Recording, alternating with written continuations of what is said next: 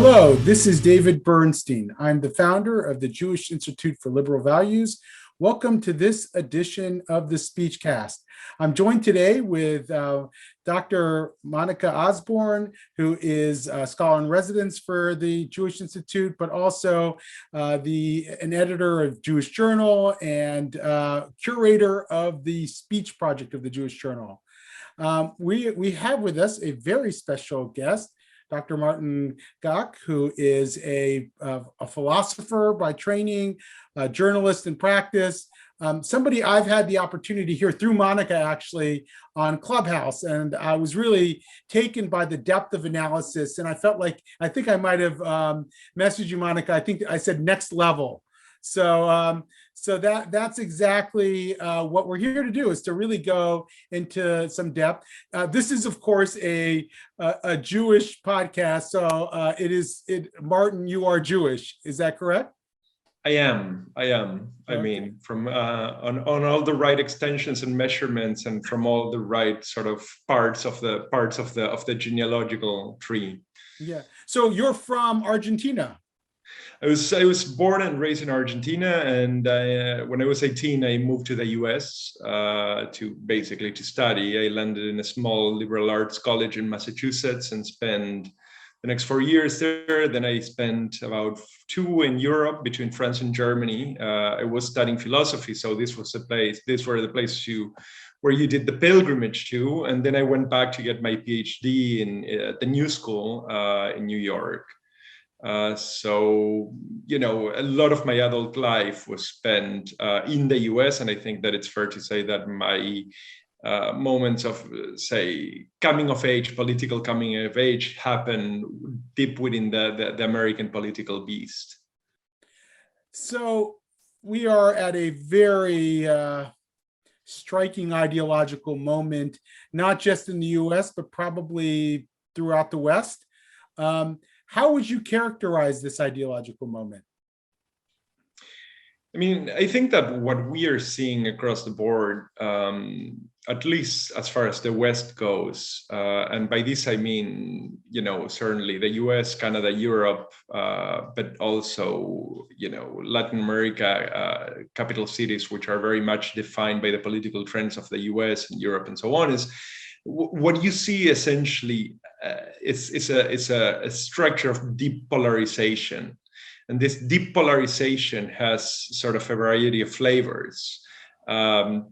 The deep polarization that you see in the US, and is one that is really spreading, because the US has the tendency to very powerfully export its ideological products and cultural machinery, is one that cuts very much along the lines of what you now can call in the US progressivism and conservatism. I mean, the type of progressivism that you see in the US is not necessarily a type of progressivism that is recognizable in other latitudes, and certainly the type of conservatism that you see in the US is not the one that you would see in other latitudes. But this kind of this cleavage that has produced such a profound divide in the political waters is one that, in some version or other, with some of these elements or other, you can see pretty much anywhere you go.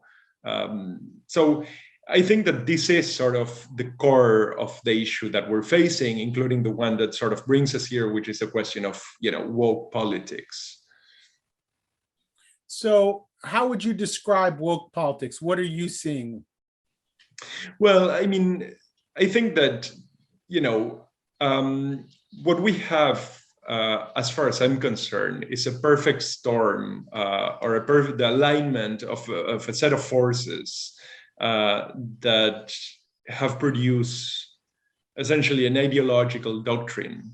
This ideological doctrine has no one particular substantive element. So, I mean, one day is anti-racist, and the next day is, anti-rape, and the next day is, it just has this sort of ongoing fluidity, I suppose is the word that we can use. It's so much in vogue.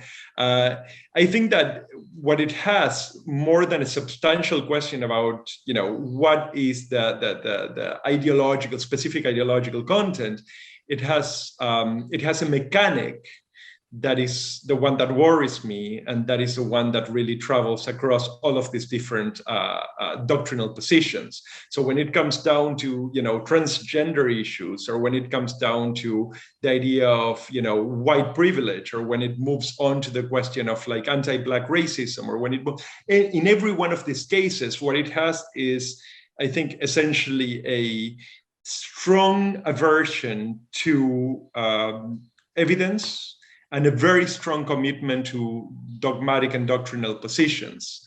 That is to say, white men are X or Y. White men are essentially morally deficient in this thing. And I think that it's fair to say that that is fairly stable of a trope throughout these different issues.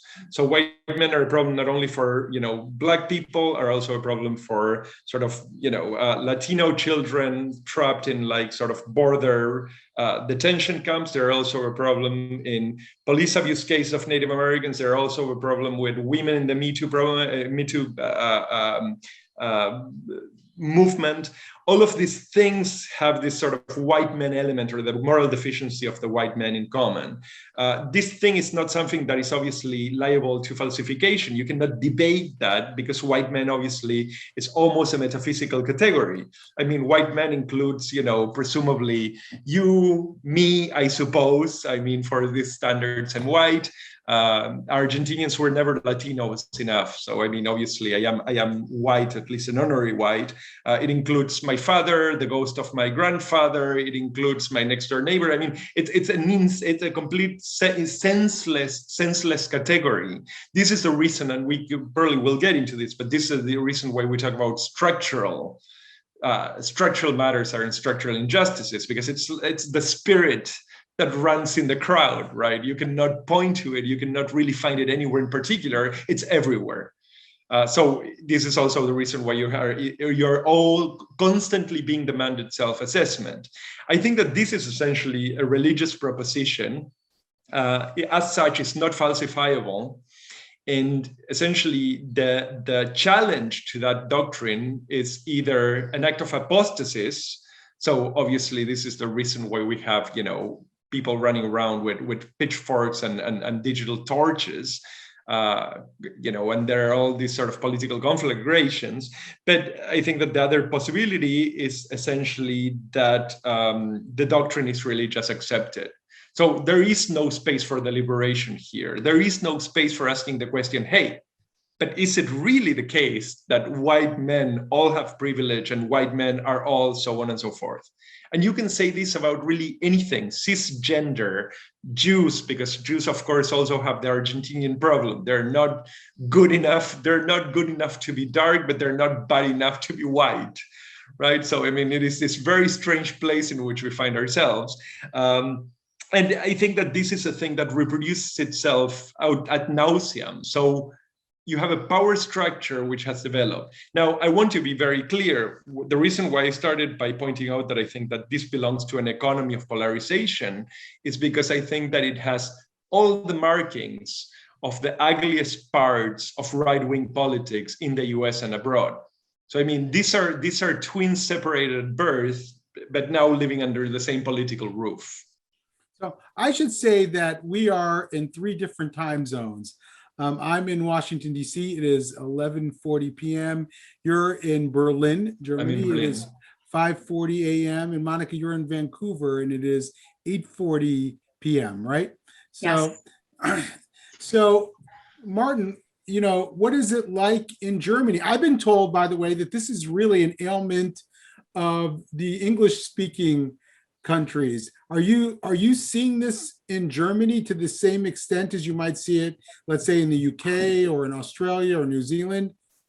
Well, I think for a variety of reasons, I mean, you're having a pretty serious backlash in Europe. And I mean, the latest one in Germany took place over the last 48 hours or 72 hours when somebody presented as the newspapers were presenting him as a historian, a German history expert, who just wrote a piece for a German language Swiss paper, saying that, so this is, by the way, this is somebody that is presented as an expert in genocide and colonialism and racism and all the isms, just presented this article in which he claims that Germany must change the way that it thinks of the Holocaust.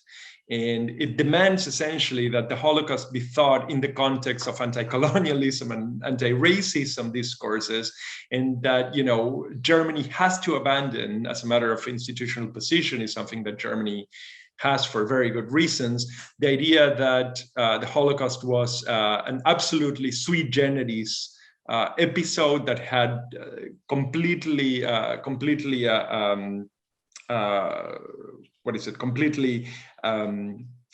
so non-comparable categories of evil. That was something that happened essentially in a way that made it an exceptional form of evil or an exceptional form of violence.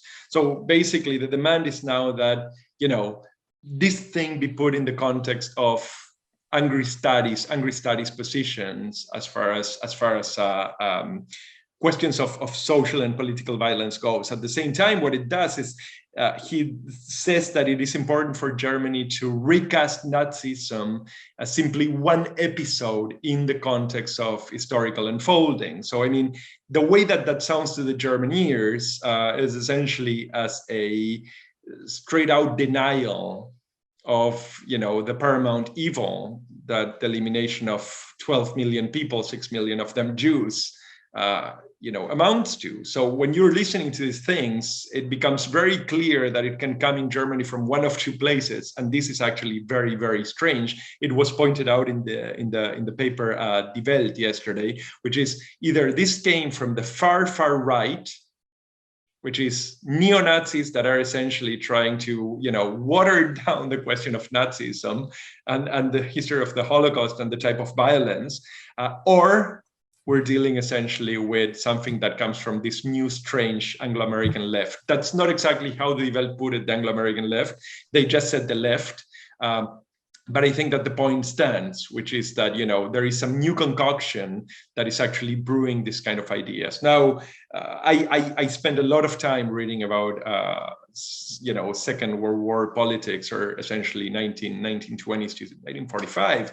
And I will grant that, it is absolutely central to be able to rethink sort of these questions of violence in context of the political unfoldings that we're seeing. Obviously, the way in which we think about these things and the way that anti-Semitism has been thought until now. So for instance, in the context of Israeli politics and sort of the incidence of Israeli politics on Europe, is something that needs to evolve and needs to look at itself in a critical manner. The idea that sweepingly you can come in and say, well, this is really just one more case of colonialism and one more case of racism. It's really just the white man looking at it. It's completely absurd. Now, this is done from, the very top of the academic system. The guy turned out to be, and I never got to that, but the guy turned out to be an Australian professor. So this thing is not brewed inside Europe. This thing, once again, seems to be an import of Anglo-American academic systems. And I think that when you look at the way in which the American public sphere has actually seen these things emerge, they are indeed coming more often than not from what I like to call angry studies department, or what Harold Bloom used to call resentment, I believe, ressentiment studies, right? I think that it's fair to say that the greatest discovery, and I put a lot of the onus of this on feminists, really. The great discovery is that suffering is an enormous political asset. And, what we have now is a set of doctrinal machinery, sitting inside academia, that is producing an endless stock of this kind of narratives of political suffering, of oppression, which can then be brought, out into Europe, or can be brought out into like Nebraska, and people can be not only browbeaten with that, but political structures can be set up. Europe has a lot less tolerance because a lot of what's coming with it is, deweeding libraries, like throwing away works of art, canceling authors, demanding that comedians step down from so on and so forth, which in the US has become absolutely sort of commonplace. I mean, you don't even like blink an eyelash for this stuff. Here is still a major issue. And it's also incidentally, like in the US, it's also feeding the far right. Monica. Yeah. So, two of the things you said, Martin, that I find extremely troubling when you characterized this far left ideology. You said something about an aversion to evidence. And it just seems to me that an aversion to evidence reveals how ridiculous all of this is, right? An aversion to evidence, right? How can anybody take that seriously, especially academics, right? And you've started to talk a little bit about how all of this is, essentially, if you're talking about Germany or Berlin, all of this has been imported from Anglo academic systems, right? And then the other thing you said that, I've thought the same thing and I've said the same thing, but the other way you characterized it is, as a kind of religion, right? There are, so many different religious components to this. So we've got an aversion to evidence combined with, what is really becoming a kind of religion of sorts. And what that means, and as you've already hinted, is that you can't challenge it, right? We can't come up against it. So I guess my big question, and, Martin, you and I come from similar backgrounds. We both have philosophy backgrounds within academia, and both of us are no longer officially in academia. I'm wondering if you can just talk a little bit more about how this took shape in academia, or where you think it came from and how you think it escaped the academy and went, flying through the streets, to the point that it's created not just a movement, but an entire cultural sensibility that really can't be challenged. I mean, I think you're right in almost everything you said, with one exception, which is you said this is ridiculous. And I think that the beauty of it and the monstrosity of it is that not only is not ridiculous, it is foolproof. Because the point is that when you make statements that escape the possibility of independent adjudication, that is to say, if I say there is an elephant in the room next door, essentially the condition of possibility of that statement being true is that there is indeed an elephant in the room next door. If there is no elephant, the statement is false. But if I say something like all white men are evil, or if I say something like, cisgender normativity defines our sexual preferences, or if I say there is no such thing as a female brain and a male brain, I mean, and the categorical force of that is that there is no such. Well, I mean, what am I supposed to do? To go out and basically find out through every single brain? I mean, we have the problem of, of neuromapping and actually accounting for specific forms. I mean, we have a lot of evidence that there is a female brain to some degree, and that there is a male brain, or that there are at least characteristics that are sufficient to say that a brain is, so there is genderification of the brain. But I mean, these are statements that by and large defy the possibility of offering evidence. Because to the statement of all white men are evil, there is nothing that can be answered. There is quite literally nothing that can be answered. So this is actually very much the way in which these mechanisms operate, like religious items, which are first and foremost articles of faith. You're not required to know, you're required to confide, you're required to believe in that article of faith. And that article of faith exonerates you from having to not only give evidence, but to actually give sufficient reasons, because that item of faith is a sufficient reason. I'm going to fight cisgender, whatever, because white men or cis-normative, blah, blah, blah, blah, blah, are evil. So the point of the moral deficiency at the core of the characterization is the one that really escapes this. I mean, we're basically doing, as a common friend of ours put it, I mean, Kevin Hauser, we're just doing really crappy metaphysics. Now, I don't think that this is by accident at all. I think that this has actually two very specific reasons. And there are two reasons why it is an American phenomenon. The first one is that the US is a profoundly religious and magically oriented country. There is a very strong commitment to the magical power of words. So names are really something that are escaped or something that are worshipped. This is sort of very evident when you look at the debates around, pronouns and the debates about with what kind of letter. I mean, do you write the word black, right? I mean, I was very recently accused of not writing black with a capital letter, which I thought was absolutely hysterical. I mean, it just, there is somebody out there that really thinks that sort of the spelling of the word has a reflection on reality, as if we were talking about an incantation. I mean, it's absolute madness. These are adults making these claims, right? And by the way, I mean, this is supposed to be some sort of response or one of the many arsenals to respond to fundamental problems in policy. I mean, it's completely crazy. You look at these things and you think, like, who the hell is in charge of this discussion? That on the one hand. I think that the other thing that happens and that makes this such a comprehensible phenomenon is that this has really ultimately nothing to do with improving the lot of the Black community. It has nothing to do with like improving the lot of women. I mean, this has really just to do with the construction and the crystallization of structures of power. And these structures of power, the transference of power from, traditional spaces, for instance, of expertise. And we talked about this, David, a couple of days ago. I mean, the movement from knowledge or the claim of knowledge from space of expertise to this new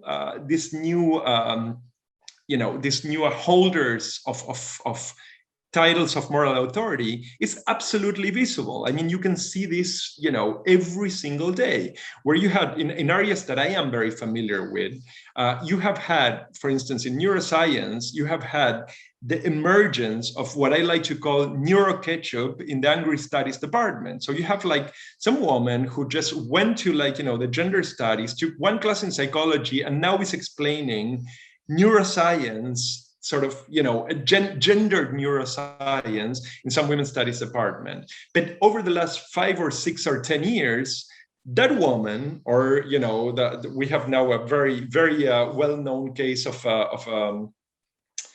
an Indian American psychiatrist who has been calling for shooting white people or talking about how she needs to repress her need to. I mean, these people, and she's probably a wonderful example, because what we have there is basically somebody that has expertise in questions of, sociopathologies, sociopathic behavior. That's expert on sociopathic behavior, who actually exhibits nothing but sociopathic behavior, and her sort of sociopathic supposed expertise has actually led her to present herself and to be certified as an expert in the area.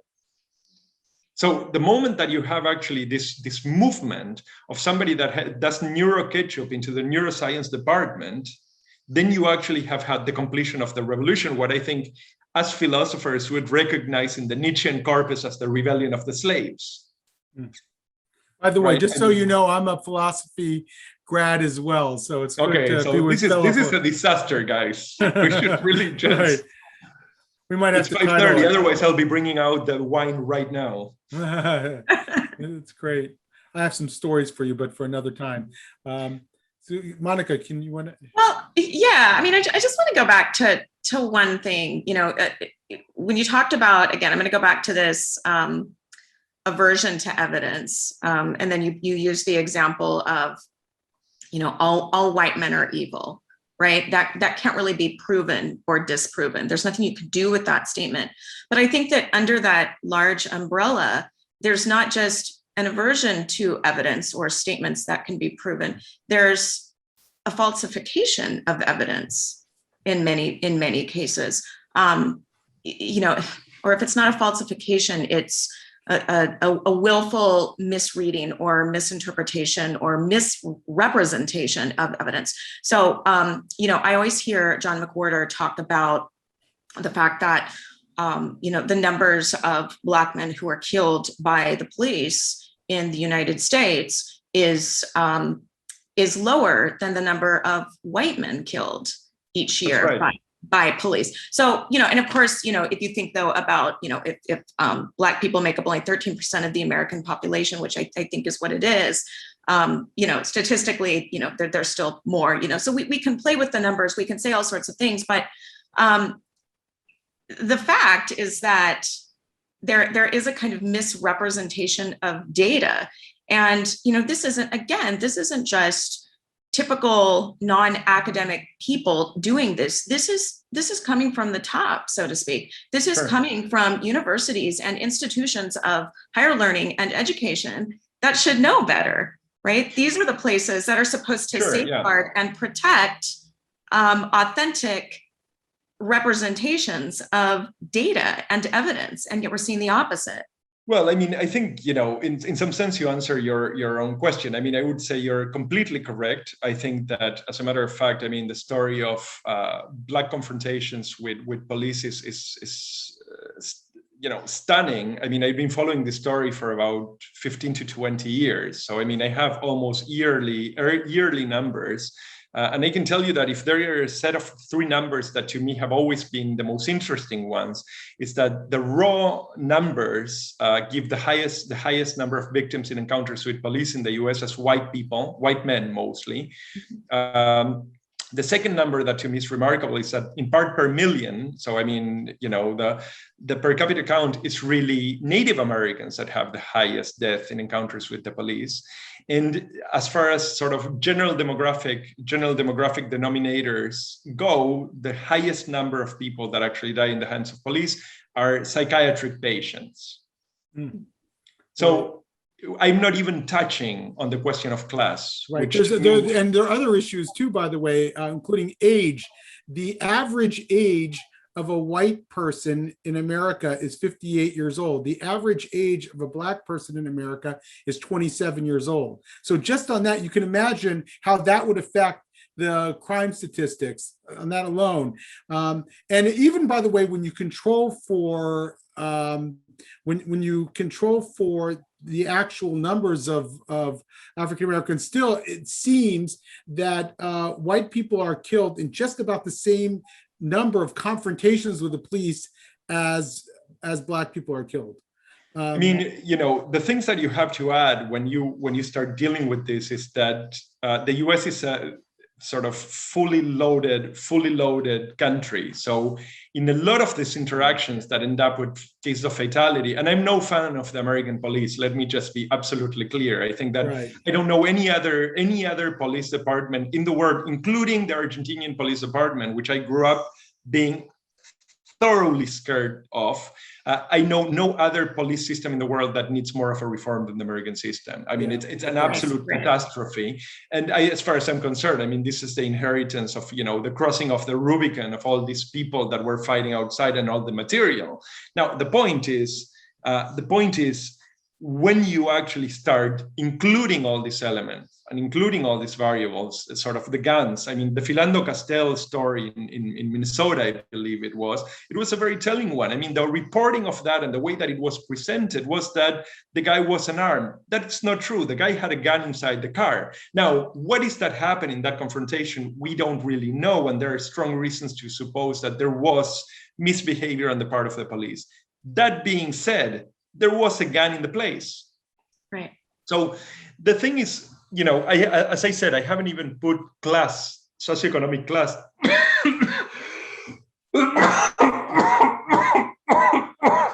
Sorry, this is just for the zeitgeist. When you bring class into the equation and you look at socioeconomic placement of victims, then obviously you have one more layer that actually helps you to explain the way that sorry, we have a cuckoo here. I love it. So you're hearing it. So it helps you to explain the way in which these deaths are distributed. Now, as we, and I think, I don't know if we agree on this, but my impression continues to be that the reason why America likes to talk so much about color is that it's an excellent way not to have to think about class. So it paints over class. Yes. You can make basically Condoleezza Rice, or you can make, O.J. Simpson and his team of super lawyers into victims of oppression, while Bobby, who is playing the banjo in Appalachia and has absolutely no access to food or dentistry or medical services or education, that guy's the oppressor who is actually the bearer of privileges. So this is something that anybody, I'm certainly no Marxist, but anybody that was dealt a book of Marx during his teenage years would most likely look at this and say, you people are totally out of your mind. Right? So, right. Your cuckoo clock went off, and it reminded me of something I heard Jonathan Haidt say the other day. He said, critical race theory is cuckoo. And by that, I don't mean that it is crazy. I mean, it is like the cuckoo bird, and it will displace other birds from its nest. And it strikes me that you can talk about the ideological assertions of critical theory and all these various manifestations of critical social justice and the like, but what we really are coming down to is sort of this epistemological assertion, since we're all philosophers here, right? Epistemological assertion that that only those with lived experience have the standing to make claims. That's the cuckoo bird in a way, saying you all have no standing. You all must be quiet. You must defer to us who do have standing because of our particular lived experience. And that ultimately, that's what we have to contend with, is that underlying claim that you only get to speak if you have that lived experience. What's your sense of that? I think you're completely right. I think that, to put it in a religious context, I think that the God of the gaps, it's always a God of usurpation, always. It's an usurpation of knowledge, right? So, the place in which you cannot fill it with like a scientific account of cause and effect, what you go do is you go out and you go, oh, God.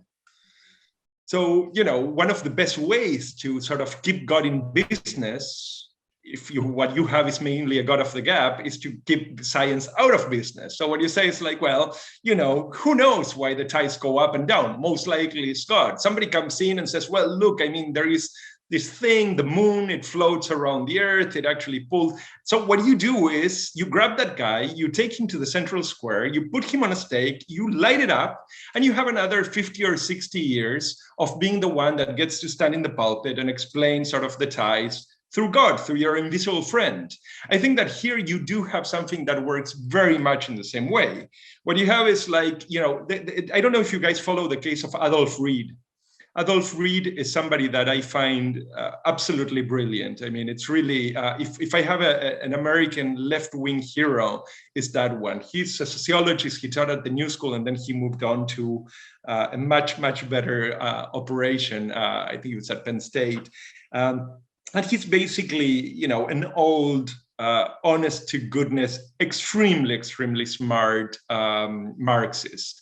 He happens to be Black, and he happens to be very much involved, or was involved for many years, with worker movements in different manners, but mostly as an intellectual in New York. About a year and a half ago, he was actually pushed out of the Workers' Circle, if I'm not mistaken, of New York. So this is an old, essentially Marxist organization in which he was accused of being a class reductionist who denied, the importance and the fundamental explanatory power of race. You can imagine who pushed him out, right? Correct me if that's the wrong organization. I might have misremembered that, but the fact that you can grab a guy that essentially, so he committed one cardinal sin, and the cardinal sin to me was actually a fairly brilliant observation, which was the moment that you declare the white worker an enemy, you're depriving the Black worker, and he put it in a way that was much more elegant than what I'm doing, but you're depriving the Black worker of class solidarity across So, across races. Now, obviously, this is not my political fight. That's not my ideological positioning. I think that there is something very important about collective bargaining and so on. But I mean, intuitively, one would listen to this and say, hey, that's a great point. Right. Obviously, race warriors decided that this was apostasy. And he was quite literally, what is the term that they use? Deplatformed. He was pushed out of, I mean, it's madness. I mean, it's true madness, right? So what you have when you see that kind of thing is precisely the idea that, here comes an explanation that has a lot more predictive and explanatory power than everything is race. Because obviously, if everybody's a racist and everything is racism, then nothing is racism. Right? We don't have any way to sort out any of these things. Right. So, you grab this guy that comes in with an explanation that has more predictive power and probably has more clinical power in political terms. And what you do is you take him out, you take him to the court, and you light up the stake.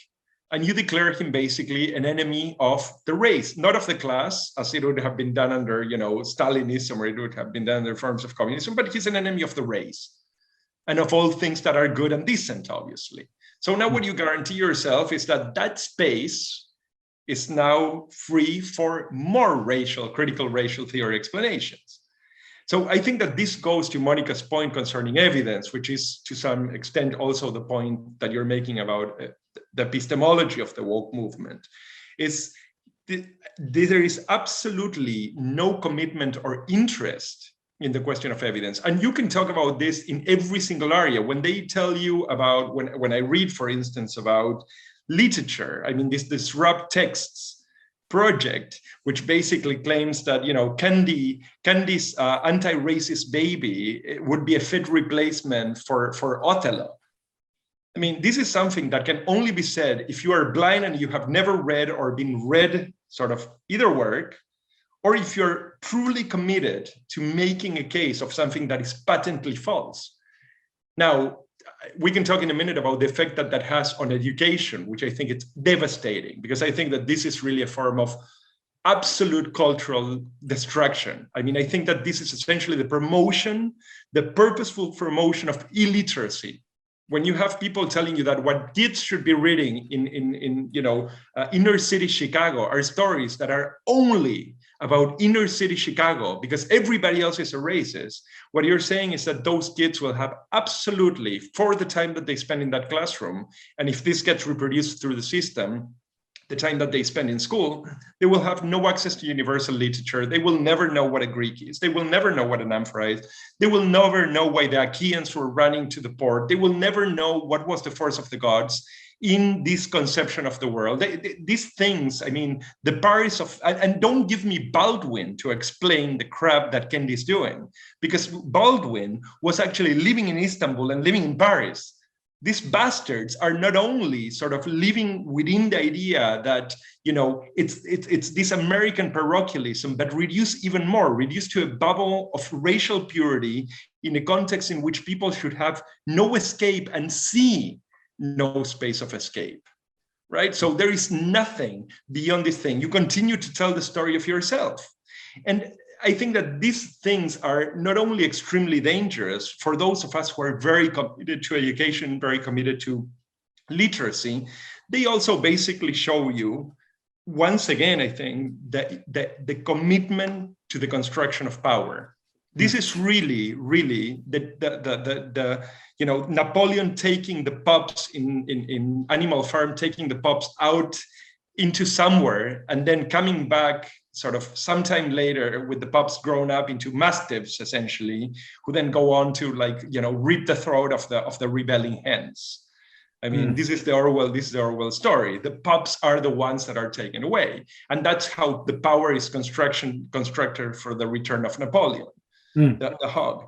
So these things I find very disturbing. And I find them extremely disturbing as they start to move out of the US and come in this direction. Because now the attacks in Europe are against Beethoven, against Mozart, against obviously every literary figure, against Heine, against everybody that has written. everybody that has composed, every monument, every museum, every building. Yeah. So go ahead. Go ahead, Mark. Yeah, I was just going to say, I mean, the cost of this for children and for young people is this tremendous shrinking of their worlds, right? Their worlds become smaller and smaller and smaller. And like you said, they keep, what happens is just the story of the self gets repeated over and over and over. And, learning stops when that happens. I mean, look, I think that you and I are probably very lucky people. I mean, I myself grew up in an extremely cosmopolitan and world-looking household. I mean, my father's library was sort of the first place that took me out into the world. And this is something that I loved about Borges. Borges says that a young writer came to his office to ask for money because he wanted to write a book about some place, I don't know if it was Paris or India, a place that he had never seen. And Borges said, just stay at home and imagine it. That's really what traveling is all about. So, I mean, this opening through books, the idea that literature makes you travel, the fact that, I went for over 3 years, I went over Proust, à la recherche du temps perdu. And I can tell you that not only it's a cathedral, not only I love the book, and I really absolutely, but what I have now, 2 years later, is this sense of longing. I want to go back to that part. I've never been there. I mean, I've been in Paris. I have never been in Paris 1909 or 1907 in the living room of Swann, looking at like the light fall through. I was not there, but the feeling that I was in that space, that I have spent time there is precious to me. Though that's something that you're stealing from that generation. And the problem is that, in my mind, is that the US is already a very parochial society. So what you're doing is increasing this parochialism and forming a type of nationalism that really is reduced to a very, very, very small space. The last thing I want in literature is to read about myself. Right. The last thing I want is to read about myself. Right. It really does shrink the world, doesn't it? I heard about a Nigerian political scientist who came to the United States or Canada, who was looking for a job and asked for advice from somebody who's known to be critical of this ideology. How do I make sure that I don't violate the norms of the political science department at my university? And I just thought that was so unbelievably ironic. Here you have somebody who's a Nigerian Muslim who has a completely different set of experiences, who has to fit into this sort of academic monoculture in a US or Canadian university. Well, I mean, I can tell you that, I have had, my business partner for 5 years. I mean, my essentially first operation in political consulting that I've done for 15, 20 years. We worked together in a couple of campaigns, one of them in Africa, in West Africa. I mean, it's a Haitian lawyer in New York. I mean, through my college career, being an international student, several of my friends were Africans. And the relation of these kids, obviously my partner was an adult and could really fend for herself, but the kids in college, the encounters with a lot of the college African-American community and the encounter of these tensions was really quite remarkable. I mean, things were told to my Ghanaian friend in particular that I would be ashamed of thinking. And they were essentially they were not racial attacks, although they had racial form, but they were actually xenophobic attacks, right? They were about this guy from Ghana that came from the wild just like I came from the wild, right? Argentina, what is there? I mean, obviously, this is the same crap that you hear from people in Manhattan when you tell them that you're going to move to Queens. Like, well, are you going to be safe there? Do you think are you going to be okay living in Queens? I mean, it's this attitude, right? Which is very curious. But obviously, I mean, in that kind of context and in that kind of situation becomes a lot more ominous.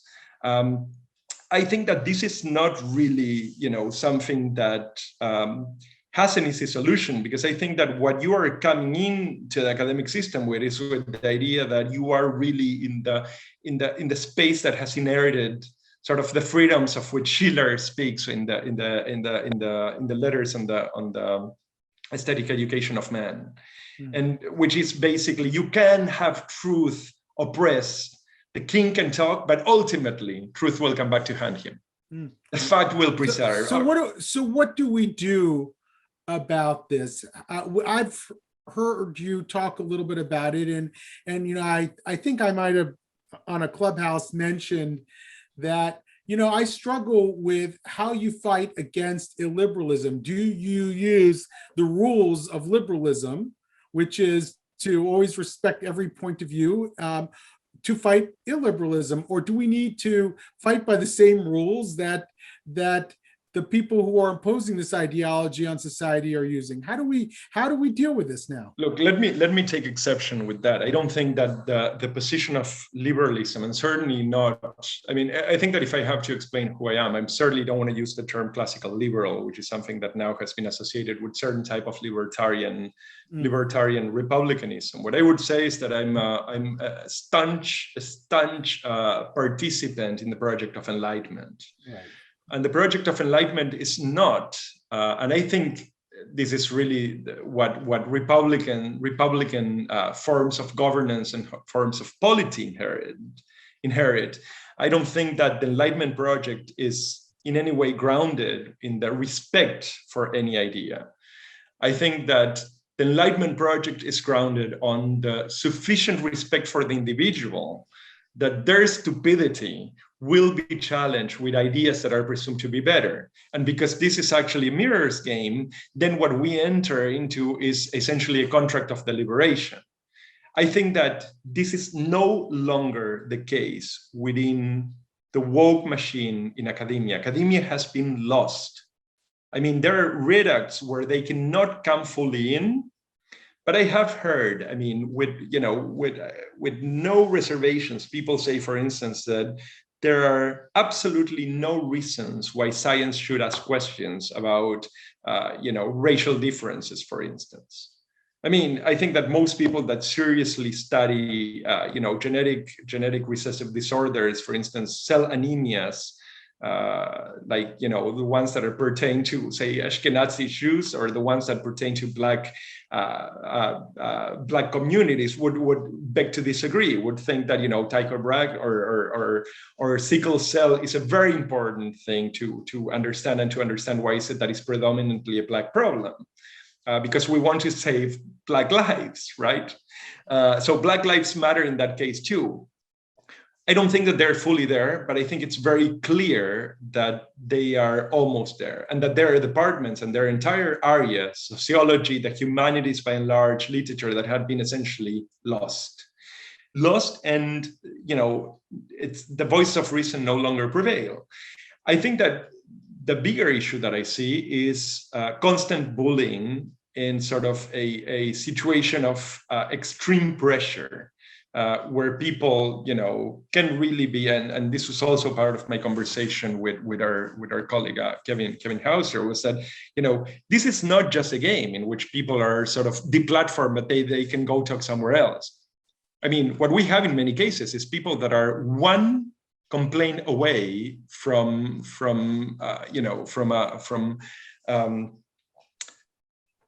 crap, I'm missing my words here, but are one complaint away from basically being unemployed and having to basically feed their children with scraps and having to figure out a way to make ends meet.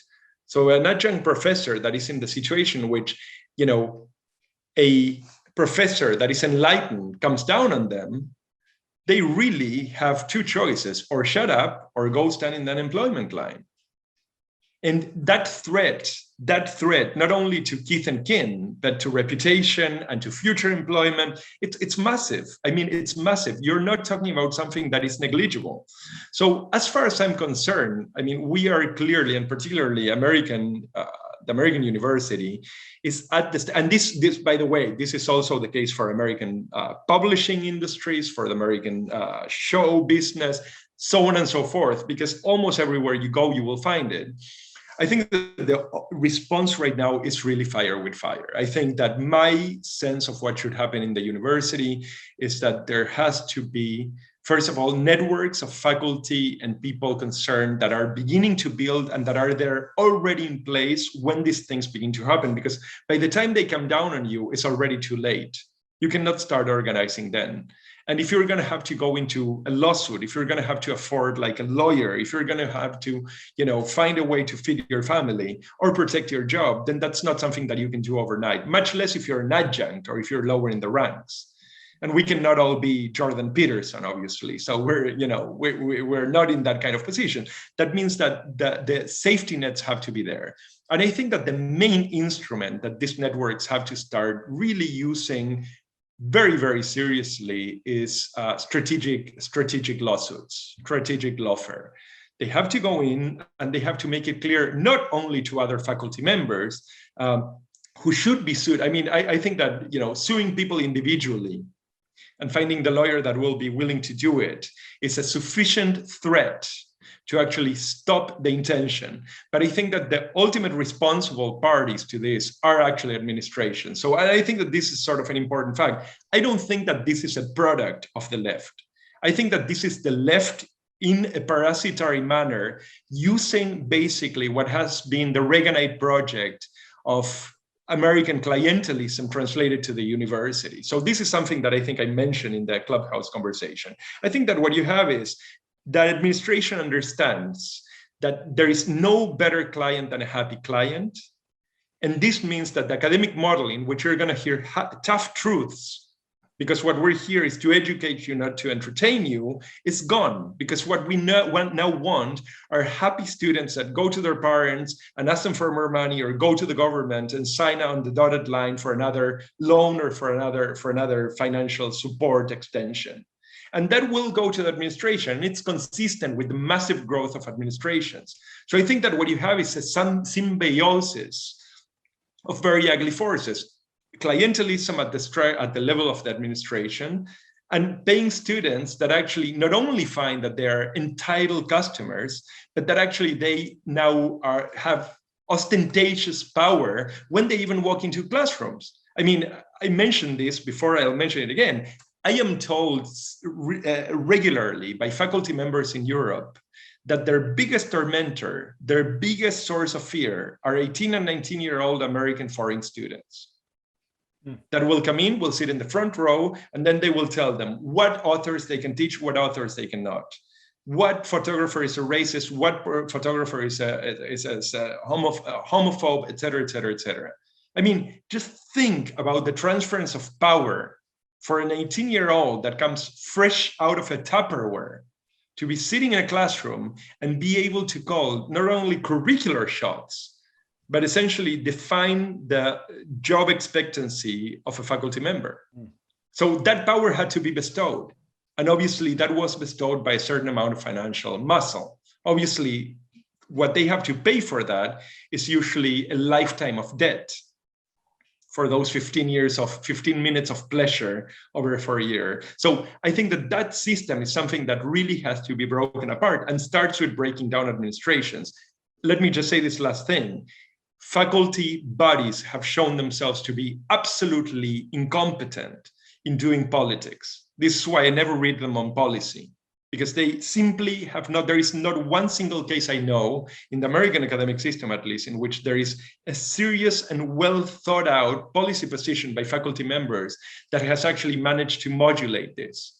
What they do is now faculty members accept the administration invitation to sit down and resolve resolve the issues with students in common meetings, which are therapy meetings. Why should a 50-year-old faculty member with expertise go sit down, have a therapeutic discussion with a 19-year-old that feels offended because of an author that was presented? So I think that the problem is the woke machine is perverse. And there are a lot of people that are actually living off of this thing. People like D'Angelo, people like, Kendi, people like Ta-Nehisi Coates. I mean, essentially intellectual dwarfs, all of them, but nonetheless that have amassed an enormous amount of power through the pages of the New York Times and the machine coming out of academia.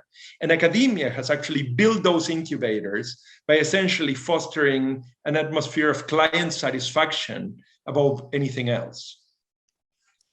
Martin, I think you've pointed out something really important, which is it's just the irony of the capitalist framework of the university system. It's that capitalist framework that supports the woke machine, or the far left ideologies, right? It's two ideologies that should be in opposition to one another, but they're feeding off each other.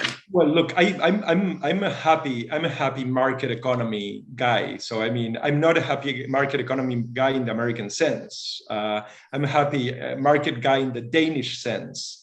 In the sense that I want a very strong market, and as far as I'm concerned, that means very strong regulation. What does strong regulation brings to us? Well, it doesn't bring somebody that has done neuroketchup to sit in front of a class and sell me neuroketchup as serious neuroscience. That is a force of regulation. The problem with a market that is absolutely unregulated, I mean, the problem of this sort of Wild West capitalism in the context of the university is exactly what you have just described. Because make no mistake about it, the woke machine is insanely profitable, insanely profitable. Never before have we had this number of people just being turned in and out through academic systems with almost no requirements. I mean, I don't know if you saw this week. Princeton has done away with Greek and Latin for undergraduates in classics. Yes. I mean, this is a question that I was discussing with an acquaintance in France who does have two acquaintances in France who both of them do classics, are classics researchers and scholars. My conversation with one of them I was asking, I mean, just imagine for a second that these were pre-med and not classics. Would you let this guy go into med school coming from the US, coming from Princeton? Would you let him go into your med school in France? Would you allow this guy then to practice in France? I mean, ask yourself that question. Would this be acceptable in any other form of discipline in which things are actually serious and are important? And this is supposedly for the sake of creating diversity. But creating diversity, essentially what in this case means is nothing but condescension. But it's a condescension, and back to the same point, that is extremely profitable. Look, I mean, now you can also have a degree. Now you can also be Nietzsche. You can also be the guy that actually is an expert in Latin. Well, we cut some corners, so you will not need to know Latin. I mean, imagine a pilot that says like, yeah, I mean, I went to piloting school in Princeton. They just didn't need me. They just actually eliminated the requirement of landing. So thank you so much for spending this hour with us. Really appreciate it. It's been a pleasure. It's been absolutely a wonderful way to spend my 5:30 to 6:30 gap. Yes, indeed. Thanks, Martin. Have a very good evening, and send my regards to Broadway.